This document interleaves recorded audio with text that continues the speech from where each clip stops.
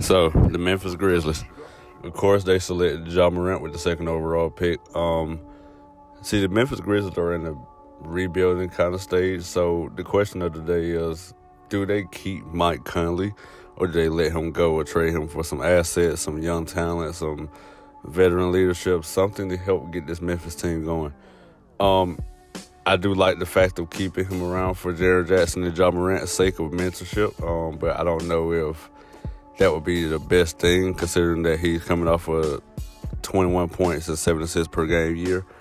He is 31 years old and on the backside of 31, so he doesn't have that many more years before he probably starts declining.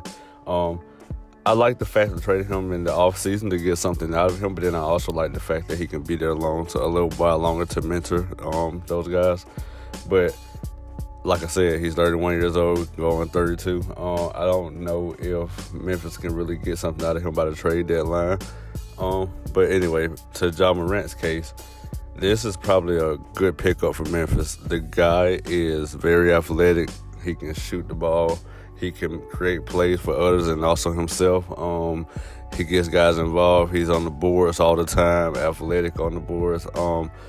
The only question I have with Ja Morant is, can he keep improving as a shooter? Because in college, he shot 36% from the three-point line while taking 4 attempts a game. That's pretty decent. That's showing that he's willing to keep shooting and willing to be a shooter as a point guard. On top of that, he's made, I would say, probably 6 boards a game. That is a good sign because a lot of point guards don't really crash the boards like that. Him alone can get you a couple of rebounds. I think that rebounding kind of goes down once he gets to the league because he is on a little bit of a slim side, even though he is athletic and a little strong. I think he's only like 185, 190. That's very little for a point guard. I think he has to get bigger for one thing. I don't think that his athleticism will be on full display. I think he will have times where he can go and get up. His athleticism chart is probably kind of reminding me of Dennis Smith Jr., how he will take off every now and then. I think I can say that Ja Morant. But then again, Ja Morant is always in attack mode, whereas Dennis Smith is kind of just stationary sometimes. But yeah, the things are looking good for the grit and grind era, man. It might be coming back. These two guys are very, very grit and grind guys, Jaren Jackson and Ja Morant. I think the chemistry there in the pick and roll and pick and pop situation will be kind of unique with those two. Now the question is, who are they surrounded with? I think you have to go and surround those guys with shooters as well. Maybe you find a stretch forward to play with Jaren Jackson. I don't think that he's going to be a power forward. I think they're going to stick him at center. He can kind of stretch the floor out, but he's very good defensively, so I think that's where they go with him at the 5. Now it's just about filling the pieces out around him. You have to get a shooting guard, small forward, and probably a stretch forward. But, they do have Kyle Anderson that recently came from San Antonio. I don't know if Kyle can give me a good chunk of minutes where he's actually doing something. I had him kind of pegged to blow up, but he didn't kind of do that when he got to Memphis in the trade. So, it's kind of like we'll have to wait and see. But other than that, Ja Morant also shot 49% from the field in college.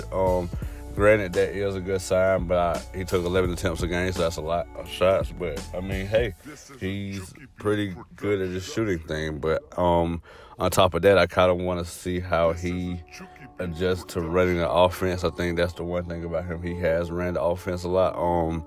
They always get a ball to him. You can throw it to him, and he'll get you a bucket, make a play for you. I think that he's going to be hectic on pick and roll situations, setting screens, coming off screens and shooting. That's probably going to be Ja Morant's bread and butter in the NBA. I could see also where gotta have a situation where they kind of want to trade Mike Conley. Well, maybe you trade him to, I don't know, the Suns or something like that to get one of those young players. Do you go roll out Josh Jackson?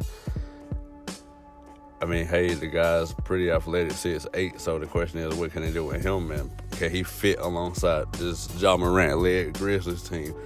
I also like the fact that you could probably get T.J. Warren, that he's a bucket getter. That would be a good pickup for Memphis. But I think right now they need to focus on what they're going to build around Ja Morant and Jaren Jackson Jr. I think those are their two franchise cornerstones at this point. I mean, yeah, man, it's going to be very interesting to see how Ja Morant gets accustomed to the league. I'm very excited to see him. But, I mean, yeah, that's it, man. Go Grizz.